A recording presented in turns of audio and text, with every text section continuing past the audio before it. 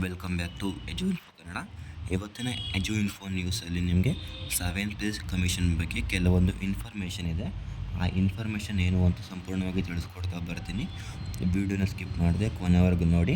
ಯಾರೆಲ್ಲ ಇದೇ first time ನಮ್ಮ ಚಾನಲನ್ನು ವಾಚ್ ಮಾಡ್ತಾ ಇದ್ದೀರಾ, ಒಂದು ಸಬ್ಸ್ಕ್ರೈಬ್ ಬಣ್ಣ ಮಾಡಿಕೊಂಡು ವೀಡಿಯೋನ ಕಂಟಿನ್ಯೂ ಮಾಡಿ. ಯಾಕಂದರೆ 7th ಪೇ ಕಮಿಷನ್ ಬಗ್ಗೆ ಏನೇ ಅಪ್ಡೇಟ್ ಬಂದರೂ ಕೂಡ ನಮ್ಮ ಚಾನಲ್ನಲ್ಲಿ ಫಸ್ಟ್ ಬರೋದ್ರಿಂದ ನಿಮಗೆ ಆದಷ್ಟು ಬೇಗ ಕ್ವಿಕ್ ಇನ್ಫಾರ್ಮೇಷನ್ ಸಿಗುತ್ತೆ. ನಿಮಗೆ ಆಲ್ರೆಡಿ ಗೊತ್ತಿರೋ ಹಾಗೆ ನಮ್ಮ ರಾಜ್ಯದಲ್ಲಿ 7th ಪೇ ಕಮಿಷನ್ ಬಂದು ಆಗಸ್ಟ್ 1ರಿಂದ ಜಾರಿಯಾಗಿದೆ.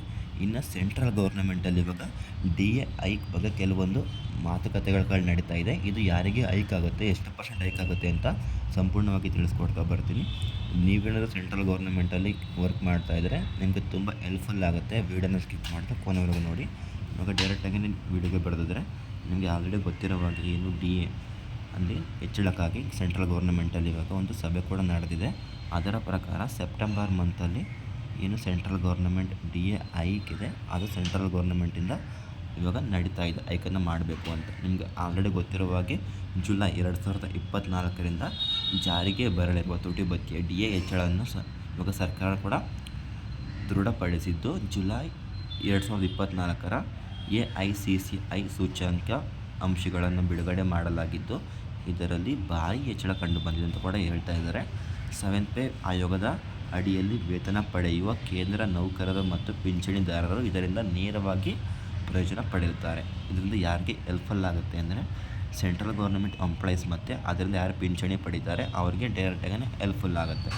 ಇನ್ನು ಕೇಂದ್ರ ಸರ್ಕಾರದ ಅಡಿಯಲ್ಲಿ ಕೆಲಸ ಮಾಡ್ತಕ್ಕಂಥವ್ರಿಗೆ ತುಟಿ ಭತ್ಯೆ ಅಂದರೆ ಏನು, ಮೊದಲು ನಿಮಗೆ ಜನವರಿಯಲ್ಲಿ 50% ತುಟಿ ಭತ್ಯೆಯನ್ನು ಪಡೀತಿದ್ದಾರೆ. ಅವ್ರಿಗೆ ಇವಾಗ 1.5% ಅಂದರೆ 1.5% ತುಟಿ ಭತ್ಯೆ ಹೆಚ್ಚಾಗಿದ್ದು, ಇದು ಅವ್ರಿಗೆ ಬಂದು ನೇರವಾಗಿ ಲಾಭ ಆಗುತ್ತೆ. ನಿಮಗೆ ಅರ್ಥ ಆಯ್ತು ತಿಳ್ಕೊಳ್ತೀನಿ.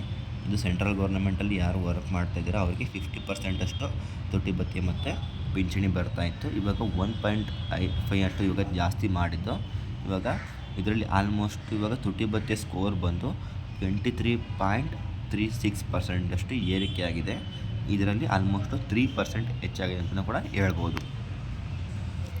ಇನ್ನು ಇದನ್ನು ಯಾವಾಗ ಜಾರಿಗೆ ತರಬಹುದು ಅಂತ ನೋಡೋದಾದರೆ, ಇದನ್ನು ಜಾರಿಗೆ ತರೋದು ದಿನಾಂಕ ಬಂದು ಇವಾಗ ಸೆಪ್ಟೆಂಬರ್ ಮಂತಲ್ಲಿ, ಆಗಸ್ಟ್ ಆಯಿತು, ನೆಕ್ಸ್ಟು ಸೆಪ್ಟೆಂಬರ್ ಮಂತಲ್ಲಿ ಇದನ್ನು ಜಾರಿಗೆ ತರೋ ಚಾನ್ಸಸ್ ಜಾಸ್ತಿ ಇದೆ. ಇದರ ವರದಿ ಬಂದು ಜೂನಲ್ಲಿ ಆಲ್ರೆಡಿ ಸಲ್ಲಿಕೆ ಆಗಿದ್ದು, ಸೆಪ್ಟೆಂಬರಲ್ಲಿ ಇದು ಜಾರಿಗೆ ತರೋ ಚಾನ್ಸ್ ಇದೆ. ಒನ್ಸ್ ಇದು ಜಾರಿಗೆ ಬಂದ ಮೇಲೆ ನಾನು ನಿಮಗೆ ಸಂಪೂರ್ಣವಾಗಿ ಇನ್ಫಾರ್ಮೇಷನನ್ನು ಕೊಡ್ತೀನಿ. ಎಷ್ಟು % DA ಹೈಕ್ ಆಗುತ್ತೆ, ಇದರಿಂದ ಎಷ್ಟು % ಹೈಕ್ ಆಗ್ಬೋದು ಅಮೌಂಟು ಕೂಡ ಅಂತ ಸಂಪೂರ್ಣವಾಗಿ ತಿಳಿಸ್ಕೊಡ್ತಾ ಬರ್ತೀನಿ. Thank you for watching video. ಮುಂದಿನ ನೋಡಲು ಸಿಗೋಣ. ಧನ್ಯವಾದಗಳು.